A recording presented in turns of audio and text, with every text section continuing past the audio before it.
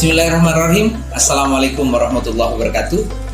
Alhamdulillah wasyukurillah la haula wala quwwata illa billah.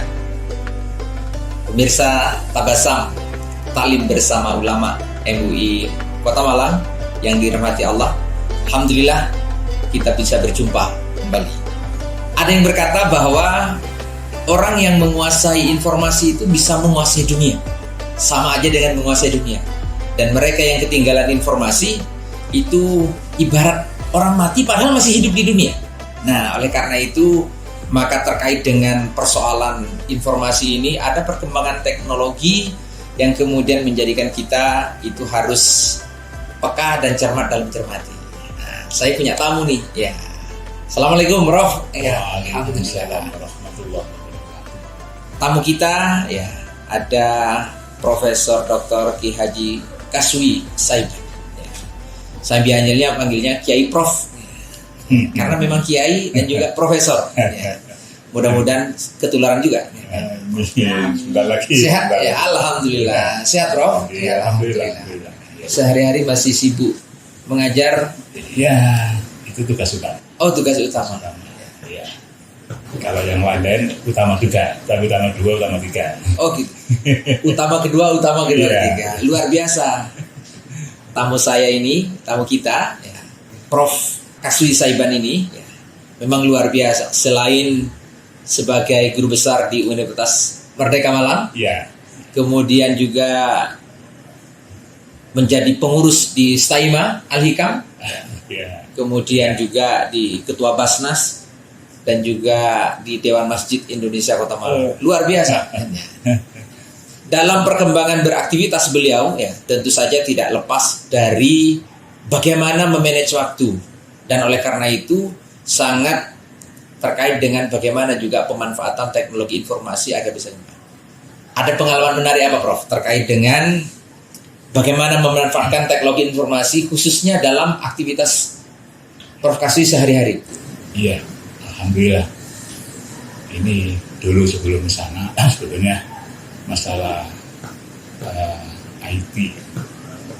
Ini sekarang arahnya pada hal-hal yang bersifat virtual. Dan sebetulnya ini sudah disyaratkan oleh Allah dalam surat An-Naml ayat 40. An-Naml ayat 40. Itu adalah peristiwa Nabi Sulaiman yang waktu itu mengadakan ini ya lomba siapa yang bisa mendatangkan istana Bilqis dalam waktu yang sangat cepat. Jawabannya Jin Ifrit juga menyampaikan, tapi yang paling cepat bisa melaksanakan itu adalah ya seseorang yang punya ilmu dalam kitab. Orang lagi intau ilmu minal kitabi anak tiga biar qabla ayatnya saya.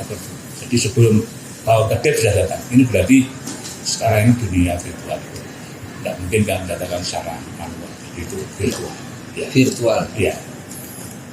Ini sangat menarik pertanyaan. Jadi saya punya pengalaman yang ini menarik. Kira-kira sebulan yang lalu itu Dalam hal apa itu, Pak? dalam hal pemanfaatan IT ya. Itu saya mendapat tugas untuk mengisi dalam salah satu seminar di Hotel Hari Surabaya.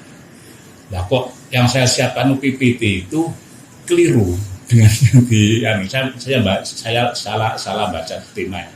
Yang saya siapkan itu ternyata bukan tema yang digunakan oleh panitia. Waduh, ini langsung tinggal beberapa menit saya harus sudah menyampaikan. Akhirnya saya yang pernah beritahu oleh Mas Dul itu ada Artificial Intelligence. Kamu masa ketik hitungan detik keluar. Alhamdulillah tinggal ngiduk beberapa detik sekitar 2 menit selesai. Ini adalah pengalaman yang sangat menarik. Ini harus kita manfaatkan teknologi informasi ini semaksimal mungkin kaitannya dengan kehidupan keseharian.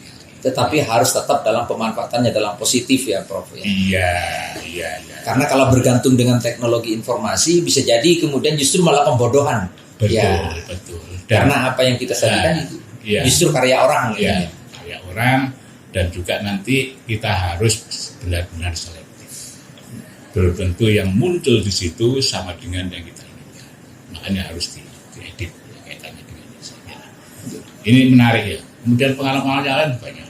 Sekarang ini saya ini misalkan mau ceramah di mana ya, khotbah di mana, waktunya sangat singkat.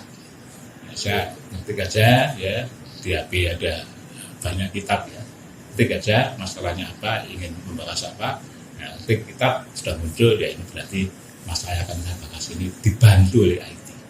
Kalau enggak kita harus bongkar di perpustakaan yang manual itu perlu waktu berjam-jam bahkan berhari-hari. Ini hanya hitungan detik sudah ketemu apa yang saya inginkan kaitannya dengan tema atau masalah yang akan saya sampaikan dalam acara itu. Tapi tetap meskipun teknologi informasi itu sangat membantu, basic keilmuannya kan tetap harus ada pada diri kita itu. Kalau enggak bahaya. Iya, karena bisa jadi diambil apa adanya begitu saja bisa jadi keliru, Prof. Bisa menyesatkan. Iya, kalau begitu sebenarnya teknologi informasi itu dalam kehidupan kita ini kebutuhan atau ancaman, Prof? Iya, kedua-duanya. Tapi bagi saya kebutuhan. Iya, karena ya, tetap aja kita kembali kepada nasihat para kiai kita bahwa ilmu itu harus bernasab. Nah ini kalau nasabnya hanya pada pada teknologi, saya kira juga kita harus mengedit, harus juga melihat ya, yang disampaikan di situ terus kita benar nggak ini, sambung nggak ini kepada yang sesungguhnya ilmu kepada guru-guru kita, dan yang bisa gitu ya saya kira kita ini. Kalau orang baru belajar agama terus langsung percaya dengan IT itu ya saya kira ya bahaya itu. Bahaya. Jadi bisa ancaman, bisa ini ya, bisa apa itu namanya kebutuhan. Ya, kalau saya kebutuhan, tapi bagi orang lain sudah itu ancaman. Karena kalau tidak, misalkan begini, anak-anak yang belum tahu tentang agama misalkan, kemudian dia ngeklik aja dengan apa yang dia tahu di media atau medsos itu, ya akhirnya yang dia peroleh di situ tidak dikonfirmasikan, ilmu tidak bernasab, akhirnya ya mana akhirnya berbahaya dalam kehidupan sehari-hari. Ya baik, pemirsa Tabassum ini perlu mencatat bahwa sekalipun teknologi informasi, apalagi sekarang ada artificial intelligence dalam berbagai bentuk aplikasi, itu juga perlu dicatat bahwa kalau kita tidak punya basicnya, karena apa? AI itu kan mengulas semua resource yang ada, entah itu benar atau tidak. Oleh karena itu kalau kita tidak punya basicnya, bisa jadi yang salah kemudian dijadikan pedoman, itu bahaya. Oleh karena itu maka ini ada dampak positif, ada dampak negatifnya begitu. Ya. Kalau yang paling positif selain yang pengalaman Prof pribadi, kira-kira untuk khususnya para generasi muda kita, Prof. Ya, saya kira banyak positifnya. Jadi mereka sekarang ini kan hampir semua generasi Z ini kan gandrungnya ke media elektronik yang itu secara praktis bisa cepat untuk dia beroleh informasi-informasi itu. Nah, tetap ini harus kita kawal. Artinya mereka bisa kita beri semacam ini ya poin-poin ini yang boleh kita lakukan, yang tidak, sehingga kan tidak sampai nanti terjebak, tidak sampai terjebur, tidak sampai tersesat. Ini yang paling penting. Karena kalau dibiarkan seperti kata Pak Zul tadi, ini akan bisa berbahaya. Dan generasi kita sekarang ini rata-rata sudah lebih banyak cenderung ke sana daripada pustakaan aja sekarang itu sudah sepi, pustakaan yang manual ya. Perpustakaan manual itu yang sekarang sudah sepi. Banyak ya palingnya ke ibu, makanya pustakaan harus sudah ganti suasananya ke ibu, ke yang kaitannya dengan ini bisa diakses dari HP, dari komputer itu. Kalau harus datang ke sana terus itu saya kira sudah tidak zamannya lagi. Ya masih diperlukan, tapi saya kira anak-anak generasi Z sekarang ini sudah tidak terlalu akses dengan itu, karena itu memakan waktu banyak, memakan juga pikiran yang terlalu berbelit-belit, ya mencari harus cari judul bukunya, terus babnya apa. Kalau di HP klik sudah selesai.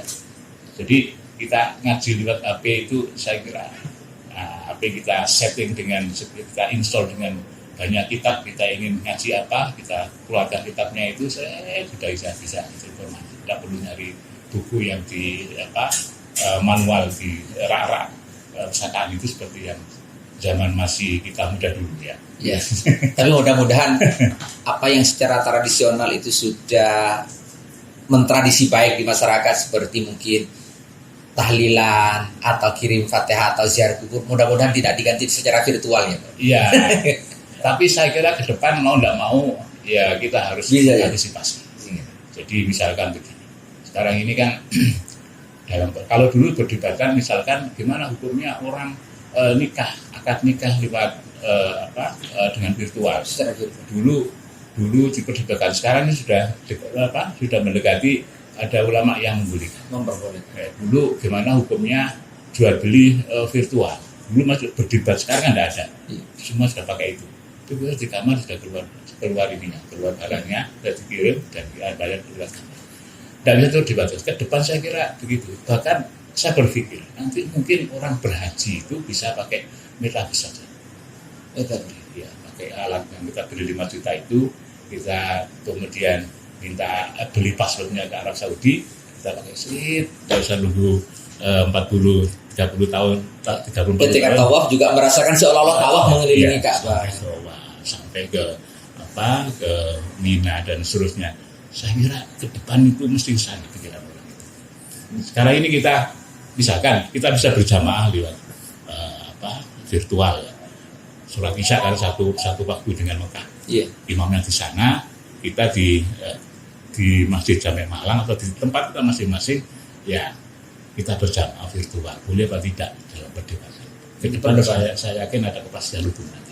Karena dalam satu majelis yang dirumuskan oleh para ulama dulu itu kan belum ada virtualisasi. Sekarang sudah ada. Saya kira mungkin yang akan menjadi perdebatan karena perbedaan waktu mungkin Prof. Karena di sana mungkin masih asar, di sini sudah isya. Tapi isyanya satu waktu. Kalau isyanya kan satu waktu ya. Kalau yang lain tidak bisa. Kalau yang lain tidak bisa. Subuh apalagi begitu. Ini ke depan saya kira jadi kemanfaatan IT ini sangat luar biasa ke depan ya, sehingga nanti mau tidak mau kita harus masuk itu, dan itu 15 abad lalu sudah diisyaratkan dalam surat An-Naml ayat 40. An-Naml 40 tadi yang sudah disampaikan. Ya. Baik Prof. Kalau secara agama perkembangan teknologi informasi juga bukanlah sesuatu yang kemudian bid'ah. Tetapi kan kemudian ada yang menganggap ini sesuatu yang menyimpang dari apa yang sudah mentradisi zaman Nabi sehingga menjadi bid'ah. Kemudian tapi kan ada kelompok yang kemudian atau orang yang kemudian menganggap tidak ada bid'ah hasanah, itu kullu bid'atin dalalah katanya. Iya. Jadi begini, kalau itu kemudian pengertian bid'ah itu dibawa ke sana, Quran yang kita baca sekarang ini bid'ah. Karena Nabi tidak pernah memberitakan untuk mengumpulkan Quran seperti yang sekarang jadi mushaf. Ya, mushaf tidak ada dalam perdebatan waktu itu kan. Tapi Umar tetap aja ini bid'ah hasanah. Jadi saya kira dalam kurun ke depan saya kira ya itu pelan-pelan harus disadarkan orang yang mengatakan kul di mana jami'u harus disadarkan. Nah ini saya kira nanti banyak ya orang bisa baca hadis seperti sekarang kan bid'ah. Kan tidak ada dulu Nabi memerintahkan itu buat mushaf Bukhari, Muslim, tidak ada kan. Termasuk sekarang ngajinya lewat HP. Wah, itu. Baca Al-Qur'annya lewat HP. Bid'ahnya berlipat-lipat itu ya. Sudah HP-nya kemudian itu tidak ada contoh zaman Nabi, kemudian apalagi kemudian yang kemudian anti produk-produk yang non muslim katanya kan ya. Yang produk kafir kan. Kalau begitu gimana, apa peran ulama, Prof? Saya kira terkait dengan pengendalian teknologi informasi. Jadi ulama harus memberikan satu penekanan dalam kehidupan, terutama anak-anak ini. Kita ini sadarkan mereka bahwa kaitannya dengan pemanfaatan teknologi ini ya. Nanti ada 3 kelompok manusia. Yang pertama itu orang-orang yang menyimpang dari global ini, ya. Yang kedua orang-orang yang terbawa global ini, terbawa arus ya. Yang ketiga orang-orang yang mewarnai arus. Jadi ada yang menyimpang dari arus, ada yang terbawa arus, ada yang mewarnai arus. Kita arahkan generasi kita untuk menjadi kelompok yang ketiga. Yang mewarnai arus. Jadi apapun yang kita lakukan supaya bisa mewarnai arus. Jangan sampai kita lari dari arus, tidak bisa. malah ketawain orang nanti. Jadi semua kita harus kita arahkan ke IT yang modern, yang virtualisasi, yang macam-macam itu kita harus kita ya. Bahkan sekarang sudah mulai berkembang ketika kita masih berdiskusi mengenai bagaimana teknologi informasi 4.0. Ya. Sekarang sudah berkembang teknologi generasi kelima 5.0 yang kemudian menjadikan kita semakin tertantang untuk itu. Kalau kita tidak bisa mewarnai arus itu, ya kemudian bahkan kemudian tidak mengikuti, itu juga kita akan ketinggalan. Iya, akan terlibas dan itu society five akan bicara itu. Ya saya kira itu penting nanti kita mendasarkan pada mereka juga. Jangan sampai dengan kemajuan teknologi kita jadi korban. Apa kira-kira ya ke depan, Prof, kalau bagi Islam, bagi umat Islam, sekiranya umat Islam itu kemudian lebih memilih zona nyaman ketika kemudian tidak mampu mengikuti perkembangan teknologi informasi, kemudian dia diam saja. Kira-kira sementara orang-orang yang kemudian memusuhi Islam atau kemudian tidak suka justru pengembangan teknologi, akan terjadi suasana ketika Islam dalam puncak peradabannya, peradaban Islam yang puncak pada waktu itu kemudian mundur. Kenapa? Karena mereka tidak mengikuti ini. Jadi revolusi industri 1 itu kan ditemukan uap, 2 ditemukan listrik, itu tidak mengikuti. Akhirnya apa yang terjadi? Napoleon datang ke Mesir, itu terheran-heran ulama ini, kok bisa ada begitu? Tidak mau mengikuti, kepala terpecah menjadi 2, ada pendidikan agama, ada pendidikan umum. Ini yang terjadi pada waktu itu di Mesir, sehingga sampai sekarang ini masih suasana masih terbawa. Makanya sebetulnya ulama yang mau mengikuti perkembangan Napoleon itu aman, karena kemudian mereka bisa menyesuaikan dengan perkembangan revolusi industri 2 tadi, ditemukan listrik. Mereka melihat, Napoleon membawa senjata luar biasa, sementara ini masih tepil. Nah, ini yang terjadi. Itu akan terjadi nanti terulang ketika tidak mau mengakses perkembangan IT yang terjadi sekarang. Ya. Kalau kita umpamakan, masa depan itu adalah bukan umpama ya, karena kemudian janji dari Allah, bahwa Islam nanti di akhir zaman itu akan menjadi pemenang. Pemenang tentu kita maknai dalam segala hal ya, Prof. Termasuk dalam bagaimana penguasaan teknologi. Nah, apa yang harus kita persiapkan atau kiat-kiat apa agar kemudian anak-anak muda khususnya, Prof, atau mobaling muda yang kemudian agar bisa menjalankan amanah dakwah itu dengan pemanfaatan teknologi itu. Iya, kita sampaikan kepada mereka bahwa ilmu itu harus kita semua ilmu dari kita kuasai. Kata Nabi kan al-hikmatu dolatul mu'min. Wa haitsu ma wajadaha wa haqqu. Ilmu itu bintik orang Islam yang tercecer di mana-mana. Ada di Jepang, di Cina, di Eropa, di Amerika. Maka jadi fa haitsu ma wajadaha wa haqqu. Dimanapun ilmu itu milik orang Islam, ambil. Makanya jangan ekstrim kemudian orang cari ilmu itu hanya ke Mekah, ke Madinah. Ya jangan ekstrim begitu. Di Eropa itu ilmu Islam, ilmu Islam itu yang terjadi pada keemasan Islam dulu, bahwa ilmu-ilmu yang munculkan di Yunani kuno dibawa ke Baghdad dan ke Spanyol. Terjadi di situ akumulasi antara ilmu-ilmu yang dimunculkan oleh para filosof dan ilmuwan Yunani kuno berkolaborasi dengan ayat Al-Quran. Jadilah luar biasa teori-teori yang muncul pada waktu itu. Termasuk sekarang ini Ibnu Haytham kan memunculkan teori optik sampai sekarang dipakai oleh orang Barat itu. Jadi ini yang luar biasa ya, sampai Ibnu Haytham itu memunculkan teori kamera. Kamera dari Komaro. Kenapa? Karena ketika beliau sebelumnya kan teori sebelumnya itu kan orang sampai karena kekuatan mata ini, pancaran mata. Ketika Ibnu Haytham masuk ke penjara gelap, tidak bisa melihat. Berarti teori itu salah. Akhirnya dia membuat teori baru, mata bisa melihat bukan karena kekuatan mata, tapi ada pancaran dari luar. Komaro bahwa bulan itu bisa terlihat karena dia dapat pantulan cahaya dari matahari. Ya. Kalau dia sendiri tidak mengeluarkan cahaya, kita teori komaroh kemudian diadopsi oleh Allah jadi kamera. Kemudian Prof, ada yang memanfaatkan teknologi informasi termasuk dalam silaturahim. Katanya dengan teknologi informasi itu yang dekat jadi jauh, tapi yang jauh jadi dekat. Kita dalam waktu hitungan detik bisa mengetahui di belahan bumi yang lain. Tapi di sisi yang lain, yang biasanya kita berdekatan kayak begini, bahkan silaturahmi antara anak dengan orang tua cukup dengan WA, cukup dengan seperti itu. Bagaimana, Prof? Ya, saya kira tetap harus ada sisi-sisi tertentu yang kita tidak bisa mengabaikan ini, sisi-sisi yang harus kita lakukan secara manual. Hubungan kita secara ini pada orang tua, kepada saudara-saudara, ya kita bisa lewat WA, tapi nilainya akan beda. Saya kira secara psikologisnya lebih beda.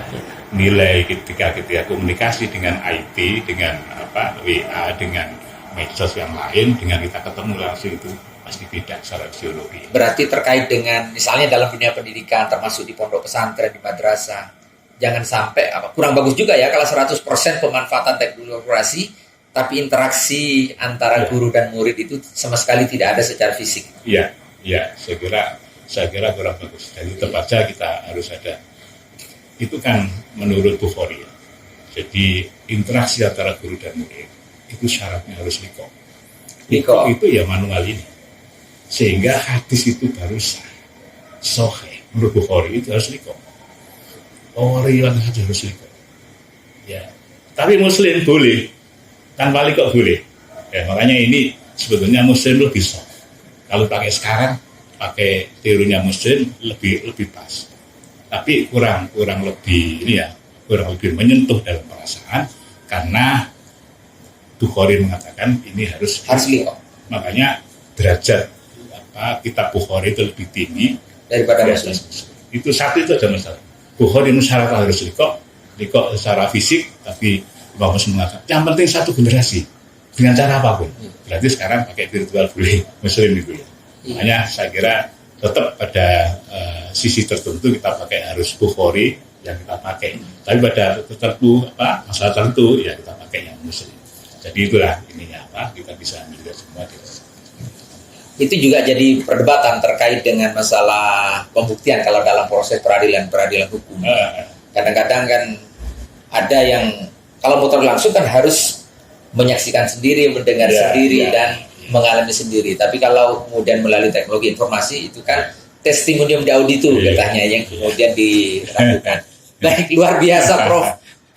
Tadi sudah memberikan ujangan pada kita dan juga pemirsa Tabasam nih. Tapi pemirsa Tabasam jangan lupa ya like, comment, share, and subscribe ya channelnya MUI Kota Malang.